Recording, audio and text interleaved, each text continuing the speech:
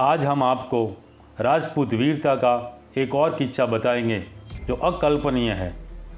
इस किस्से में मेवाड़ के महाराणा अमर सिंह की सेना के दो राजपूती दस्तों शुंडावत और सक्तावत में अपनी श्रेष्ठता साबित करने के लिए एक मुकाबला होता है, जो इतिहास में राजपूतों की अपनी आन बान और शान के लिए अपने प्राण तक न्योछावर कर देने वाली किंवदंती का अमिट उदाहरण बन जाता है।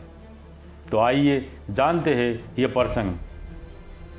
शुंडावत राजपूत महाराणा लाखा के पुत्र शुंडा के वंशज है, जो सलुम्बर रियासत के स्वामी थे, एवं सक्तावत महाराणा प्रताप के छोटे भाई शक्ति सिंह जी के वंशजों को कहा जाता है, जो बीडर रियासत के स्वामी थे।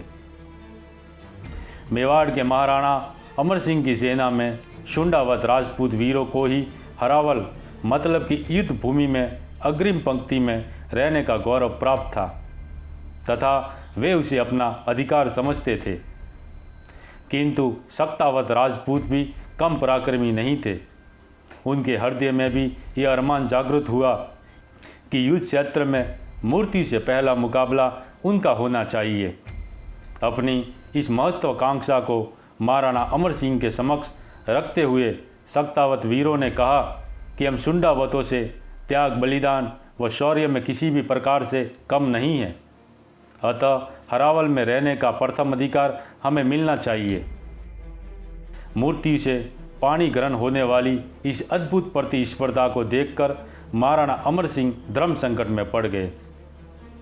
किस पक्ष को अधिक पराक्रमी मानकर हरावल में रहने का अधिकार दिया जाए, इसका निर्णय करने के लिए उन्होंने एक कसौटी तय की, जिसके अनुसार यह निश्चित किया गया कि दोनों दल उनटाला दुर्ग, जो कि मुगल बादशाह जहांगीर के अधीन था, और फतेहपुर का नवाब समझ का वहाँ का किलेदार था, उस पर अलग अलग दिशा से एक साथ आक्रमण करेंगे।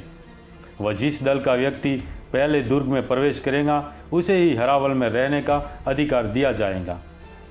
बस फिर क्या था, प्रतिष्ठा की रक्षा के लिए मौत को ललकारते हुए दोनों ही दलों के रणबांकुरों ने उनटाला दुर्ग पर आक्रमण कर दिया।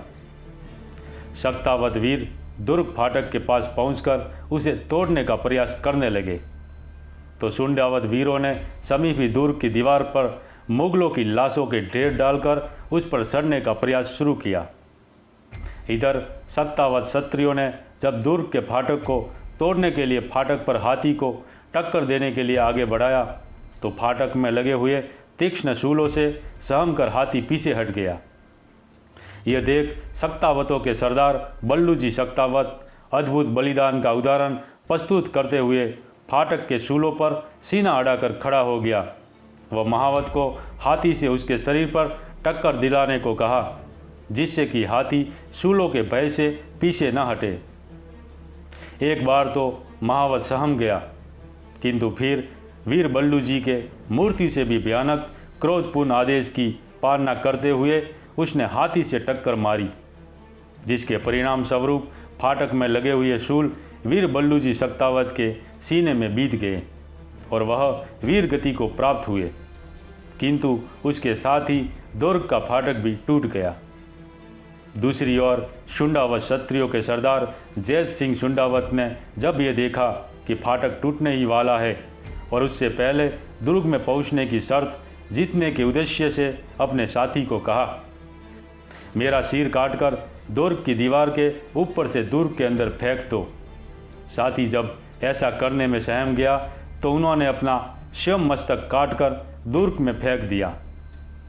फाटक तोड़कर जैसे ही सक्तावत वीरों के दल ने दुर्ग में प्रवेश किया, उनसे पहले ही शुंडावत सरदार का कटा मस्तक दुर्ग के अंदर मौजूद था।